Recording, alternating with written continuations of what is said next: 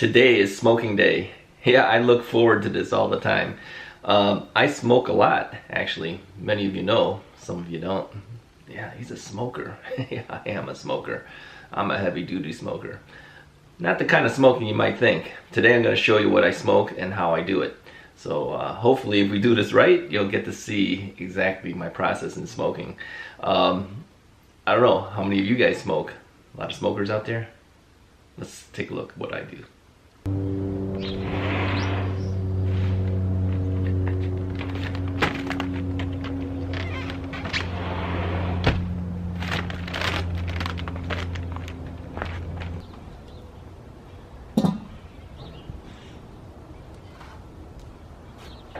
Today I'm using the 18.5 smoker. We're only gonna do one pork butt.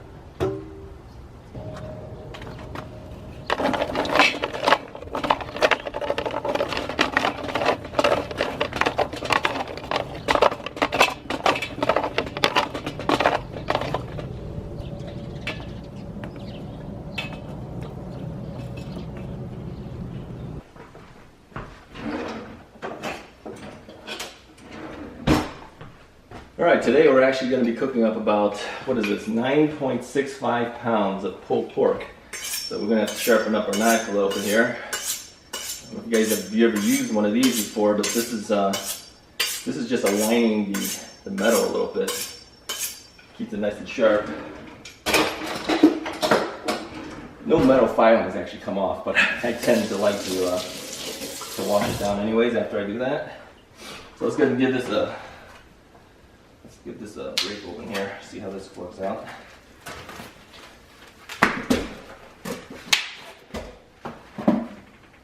You know, a lot of this pork butt, they have a huge amount of fat cap on the top. We're not going to need all that, so we're going to trim all this stuff off.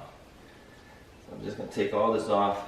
It's not good for you anyways to have that much, although some people will actually tell you that having the fat cap on there does help the smoking process, but there's so much fat inside.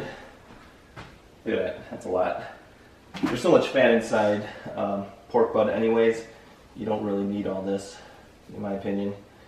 And there's a bone in here too, and the bone will actually peel right off easily once you smoke it properly. It'll just come right out, no problem. But if you want to cut down your cholesterol and everything, get rid of some of this fat. It's not really that necessary. So let's just get rid of all that. Again, inside there's plenty. I think there's plenty to go around. And what I like to do is I actually like cutting this in half, right down the middle here, so that it actually is not as thick when we're actually cooking this. And I find that that's actually a quicker method of doing pulled pork. If you don't do this, you know, you can do 11, 12-hour cooks easily, and that's just a little too much for me. So I just take it in half. You're going to pull it anyways. It doesn't have to look pretty, obviously. So no one's really going to notice it, but it does speed up the process a lot. So let's just kind of rinse this thing down.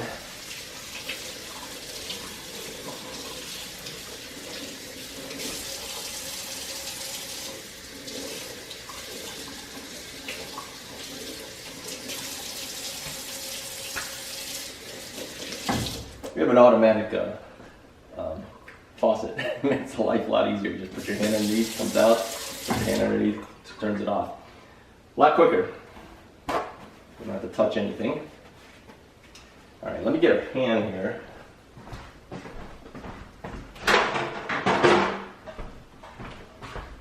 Put a pan over here.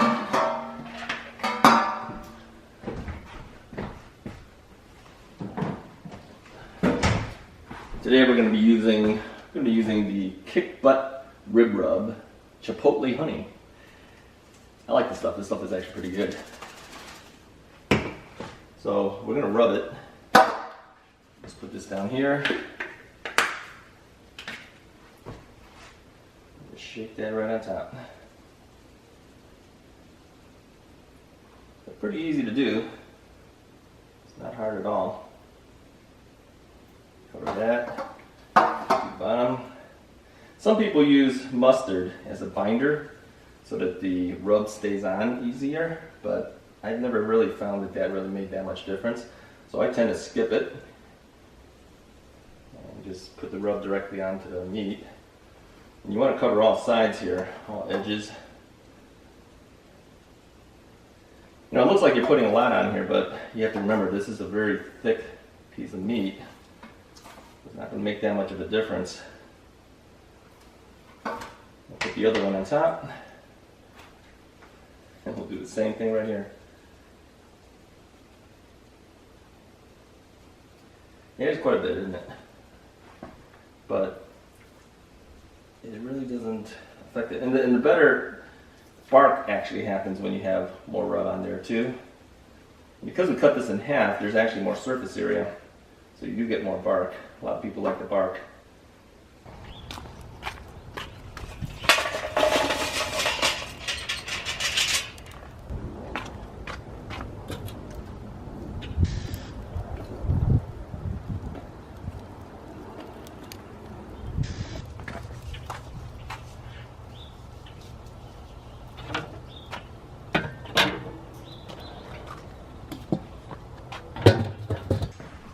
Alright, I just wanted to show you real quickly what I've set up for thermometers here. I actually set up these ThermoWorks smoke thermometers. I have two of these units because these are 2-channel units, and sometimes I actually want to use more than one probe in the meat. So I typically have the top unit set up for the pit. So this is going to keep temperature of what the temperature of the pit will actually be. So this is your pit probe. And then the other one is actually the meat probe. This thing's going to measure how hot the meat actually is starting to get. So this only has one, and as you know, we cut the meat in half, so I actually want one in each of them. So I have a secondary unit, and I'm only using the top section of this, so I have another meat probe right here. This way I can keep track of both individual meats to make sure that these things hit the proper temperatures. Now, as we go through this, we're going to find that the temperature will start rising in the meat. We're going to try to keep the pit at about 285 degrees or less. Many people smoke between 225 and 285. I tend to smoke mine a little bit hotter. It kind of gets it done quicker. And as you know, I cut that in half too, so it's going to go quicker than most people smoke. There's people who do 11, 12, 13 hours to do a pork butt for pulled pork, but for me, my typical time is about 6 to 7 to maybe 8 hours. So it sounds like a lot of effort, but it really isn't, because you're just keeping track of temperatures using these thermometers. So it's actually very easy to do. And once this is outside, and we're going to put this in there soon, I actually have remote control units. So there's one of each of these two, and this reads the same as this. So what's happening is there's a radio signal that actually sending from here to this wireless receiver from the transmitter. And so I could actually sit inside and just keep watching the temperatures. I don't have to literally be out there at all. So this is actually the easiest way to cook if you think about it. And people say, wow, it's so hard. I'm telling you, it's a lot easier than grilling. Grilling, you're literally out there the whole time.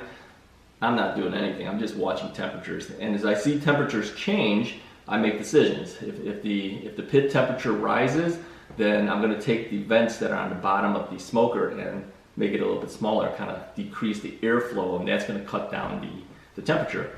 And if the temperature gets too low, I'm going to open those vents to make the airflow happen more.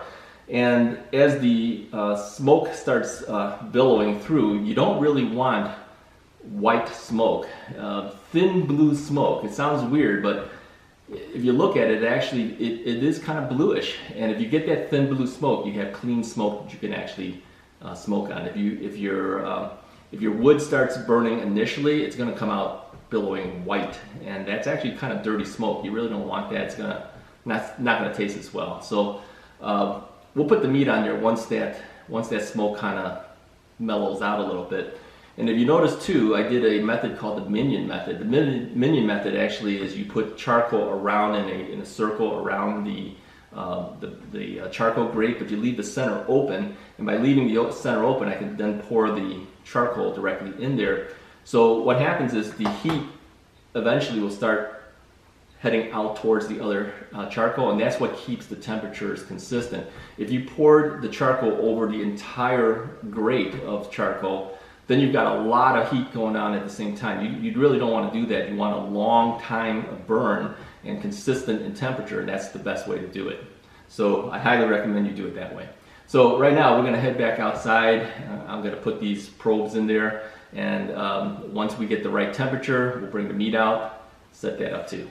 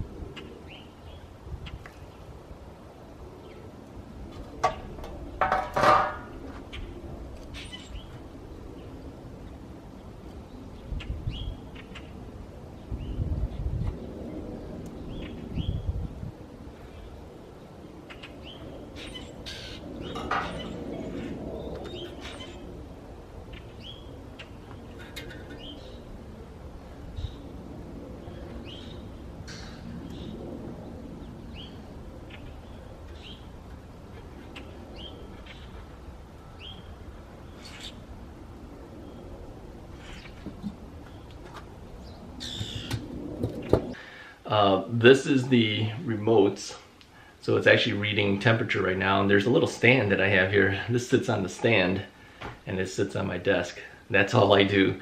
If people say smoking is hard, I'm telling you, it's the easiest thing to do. You have these units here, you don't do anything. You just basically watch temperature. Right now our pit temp is sitting at 252 degrees.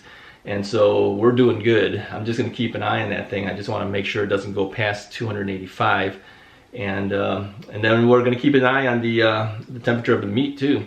The meat temperatures can change quite a bit. You can see here, one of them's reading 97 degrees, the other one's only at 43 degrees, and that's only because there's a thickness differences inside the pit or inside the meat itself, because the way I cut it. So that's why I like using two temperature probes on the individual meats. The other one's going to eventually catch up. This is not going to be way far ahead of it. Once it meets together, it's going to go to what we call this stall, and it's just going to stall out at probably around the 155, 160 degree range. And once that thing sits there at 160 degrees, give or take, that's when we're going to wrap it. Now, I typically don't wrap like most people wrap.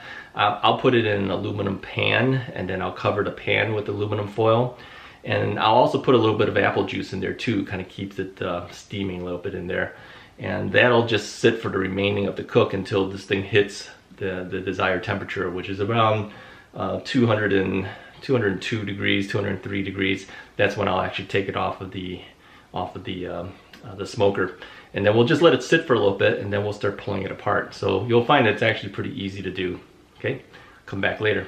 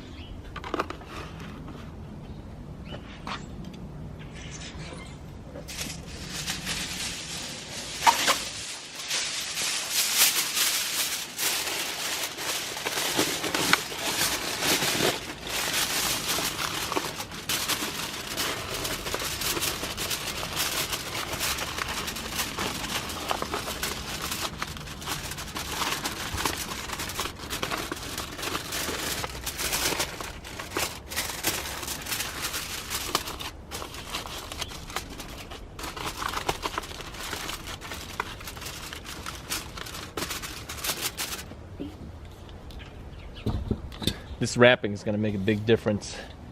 It'll speed up the stall and make the cook go a lot quicker.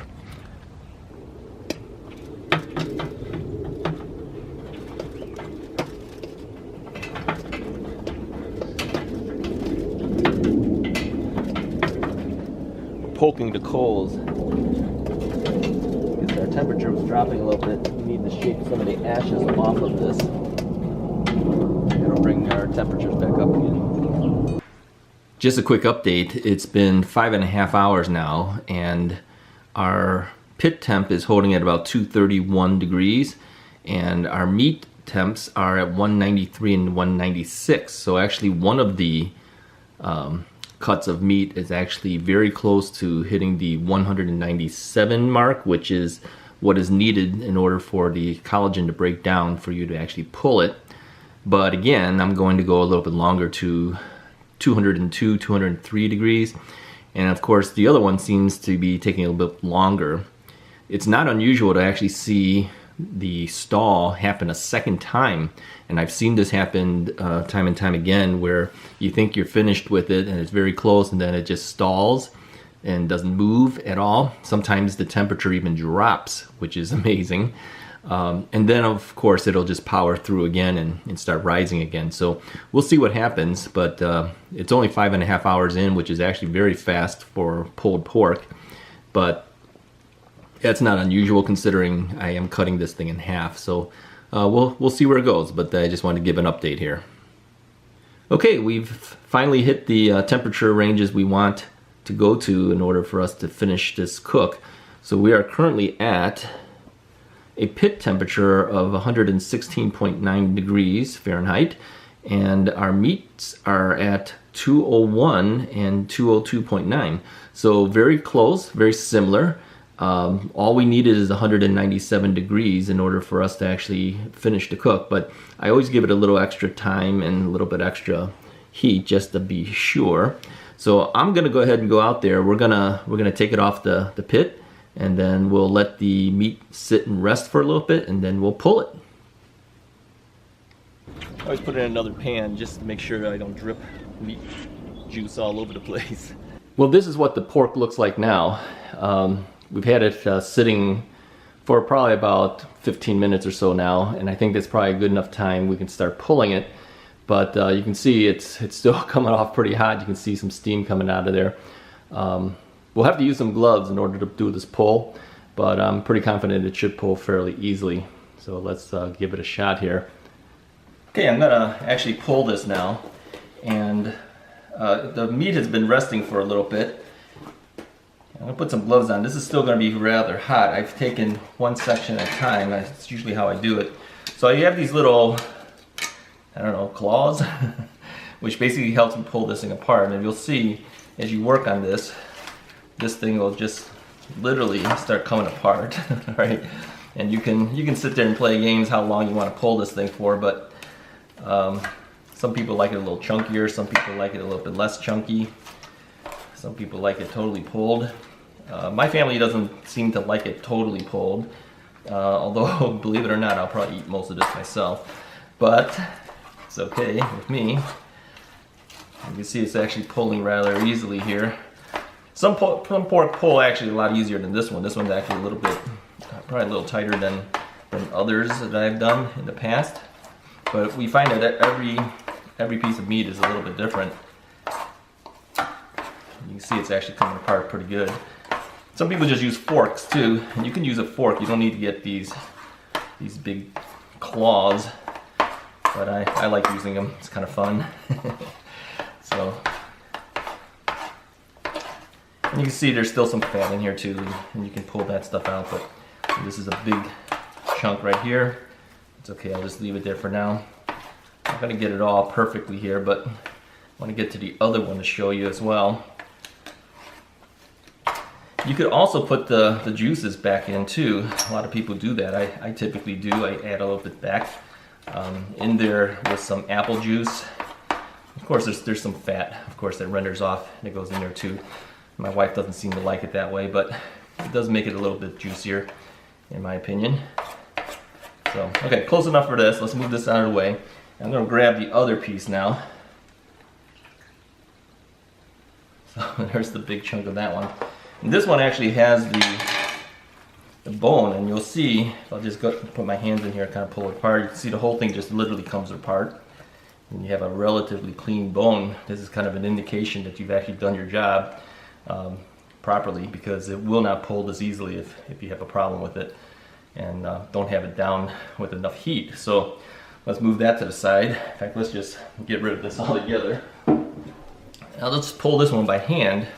And you can see if you don't use the meat claws and you have these little rubber glove things, it falls apart pretty easy. It's not that difficult. And again, same thing, you can pull this as much as you want or as little as you want. Some people like it in chunks, some people like it totally pulled apart. So, but again, this is a lot of meat. This before cooking, this was like 9 and something pounds. So you can see there's still a lot of fat in here too. So you can sit there and clear that out as well. You can see it's still pretty hot. Steam's coming off of this thing. So anyways, once you have everything pulled the way you like it, you can see there's smoke ring on these. Once you have it pulled, you could actually add back some additional rub if you wanted to have a little bit more flavor, because the inside parts really don't have a whole lot of flavor to it. The outside, where the bark is, obviously has lots of flavor, but it has to kind of penetrate, and it doesn't penetrate it when it's that thick. So you could actually shake a little bit of rubs in there if you like.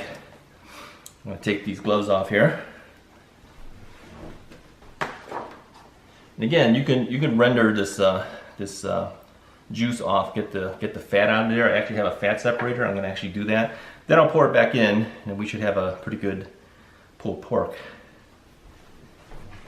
So here's the finished product. Overall, I don't think it came out too bad. Total time was about 6 hours. Very quick, actually, compared to some other cooks. But again, you can leave it longer if you like. I don't think it really hurts it that much. But most of us usually take it out at about 202, 203 degrees, and that's basically where we were. So there you have it. That's pulled pork on the 18.5 inch Weber Smoky Mountain smoker. I actually have all 3 smokers. I have the 22.5 inch, the 18.5 inch, and the 14.5 inch smokers. And people have asked me, why do you need all 3? Well, if you're doing something small, the 14.5 works really good. You don't use as much charcoal. But I tend to use the 18.5 more than anything else. It seems to fit most of the things that I do. And if we're doing a big party and we have a whole bunch of people coming over, then the 22.5 inch smoker works best. I bought the 22.5 inch smoker because I wanted ribs to come out whole. I didn't want to cut the ribs. Looks better in photos if you keep them whole.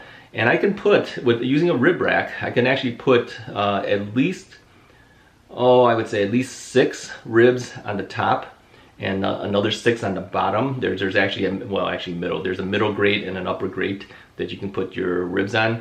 And I know of other people who have actually put even more than that. So if you really want a lot of space, the 22.5 is the way to go. But it does eat up a little bit more charcoal, so fuel consumption is a little bit heavier. But highly recommend the Weber Smoky Mountains. They're very good smokers. They do a really good job. Results come out perfect. People love them. It just works perfectly. So I highly recommend you look at that if you're looking at a smoker. There are other types of smokers out there. There's the Traegers, which are pellet smokers. It's a little bit easier for some people. But I think half the battle for smoking, to try to keep this fun, is to at least do a little bit of effort. And of course, you need to keep the temperatures controlled. So hope you enjoyed this video. If it's something that you'd like to see more of, definitely let me know in the comments below. Like, share, and subscribe. I hope that you subscribe to this channel. We do a lot of different things. We're going to be doing photography, we're going to be doing cooking, and anything else that I have an interest in, that you might have an interest in. So join me with these videos and come back more often, okay? Hopefully we'll have another one soon. Talk to you guys later.